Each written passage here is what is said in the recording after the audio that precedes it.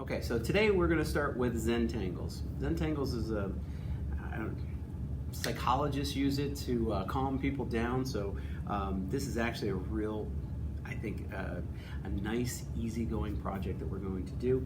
Zentangles is all about pattern and just interesting contrast and everything like that. It's more of an abstract type take on things, but you're going to end up with something pretty cool, I think, at the end. Okay, who knows? Maybe you'll end up doing this in your notes and in class.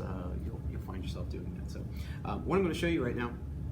The paper that I gave you a 12 by 18 sheet of paper, and that 12 by 18 sheet of paper you are going to fold in half like so.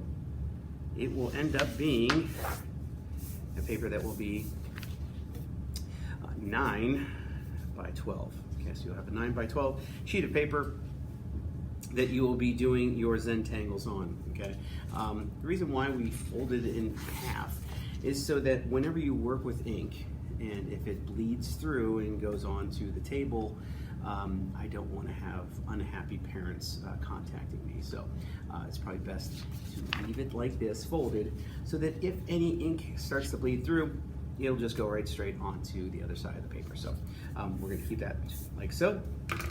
And the next thing that we're going to do is we're going to take a whole bunch of different objects that you can find anywhere in the house.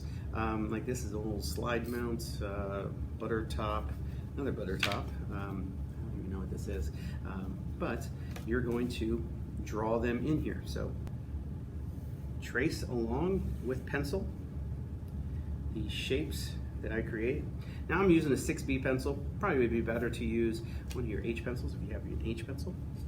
But a 6B pencil, you can actually pick it up on the camera, so that's why I'm using this one. So taking that 6 pencil there, and I'm just going to trace a couple images.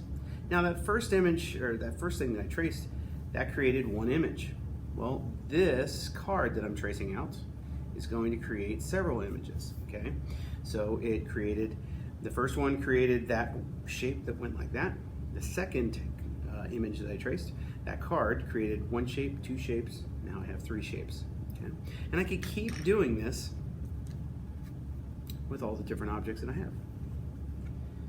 This, what you're doing is you're giving like areas that you are going to have Zentangles, okay? And again, I'll explain what Zentangles are here in a second, but you're creating different areas.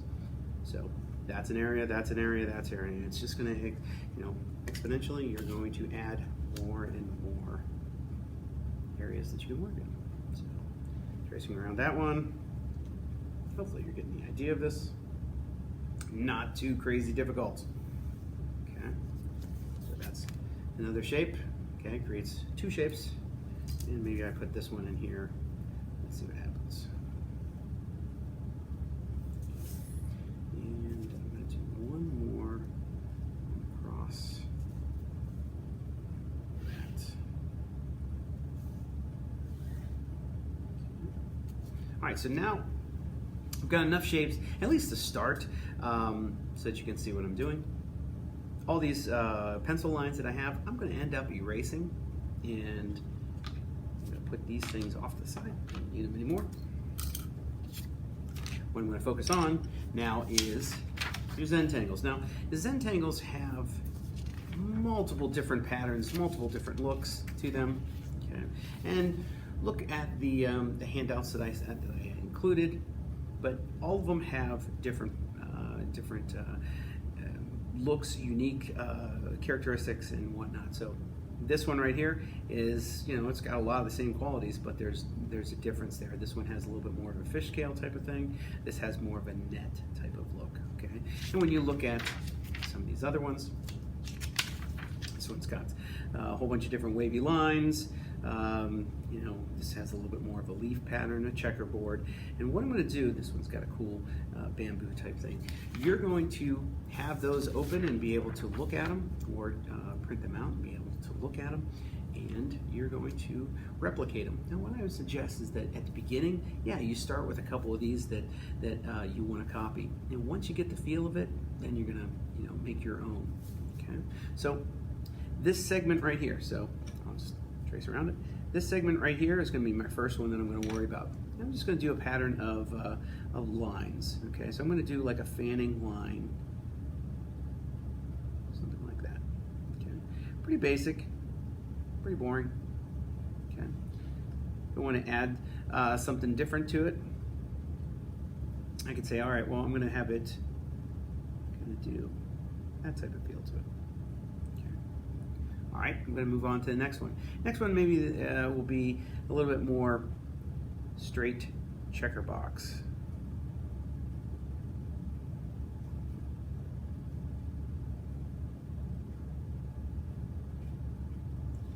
With dots in alternating ones.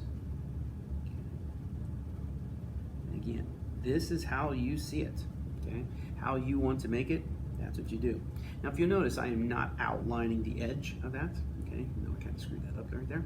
I'm not outlining that edge. It's gonna come in value difference. So we're gonna know that that edge right there is there because of the pattern difference, okay? It can be pattern difference, it can be value difference. So I'm gonna just take this little area right here, not enough to really do anything with, so I'm just gonna fill that one in. Okay. So now we see the edge between this and that just because of value, whereas we see the edge between this one and this one because of the difference in pattern. Okay. So now I've got a large area right there. Usually what I would suggest is, break them up so that you're not having to do giant patterns. But you don't want to have too many that are really small. Every once in a while having a larger one like this, that would be good to go with. Okay, so I'm going to look through this, and I kind of like the bamboo one. So I'm going to go with that bamboo one that's right there, and I'm going to try to replicate that. Make it a little bit wider.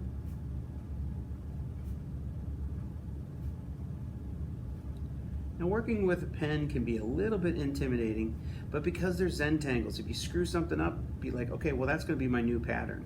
Okay, so let's say at the beginning you're like, I'm going to make this look like a bamboo. Okay, well then you screwed something up. Nuts. Well, I'm just going to make it a new pattern. Okay, my own pattern. Okay, so I'm going to replicate those half circles there.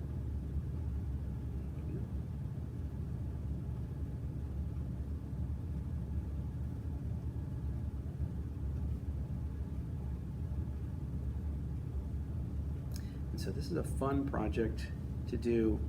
Nice calming project if you're bored. This is definitely one to fall into. Okay.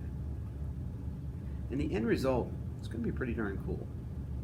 Okay, I think you're gonna like this project whenever you get it done. And my last one right there. Oh, yeah, that one's good. I need that one. Okay. Can I add a little bit more? Like in theirs, they had a couple vertical lines going with it. You can do that however you want. Remember, you make it your own. It's how you feel it should be. So even though you're following the pattern that they're giving you, make it your own. It's going to be a lot more interesting. Okay, so that is my pattern in there. Like I said, having a couple size difference. Okay, so the fact that this one's a little bit larger than that one, which is larger than that one, playing around with sizing is important. So right now I have a setup that it's kind of difficult to see the difference between there. Is there anything that I could do? Yeah, you might be able to add in maybe a little bit more darkness in that one so that it stands out. Maybe filling the other ones in with a solid black. That might make it stand out. So you can see what I'm talking about. I'm going to fill that in. Fill that one in. So I go every other one, or just one that doesn't have a dot, I'm going to fill in. And now you can definitely see the value, the difference between this section and that section. Okay, so you want to see that alternating going on. That's what inevitably is what's going to make Zentangles look pretty interesting. Okay, now you've got this entire section here, this entire piece of paper that you're going to make look interesting. Do you have to fill every single thing in? No. Like if you notice on this handout, it has where it's not filling in all the pages, all of the page. It's having little areas of white showing through.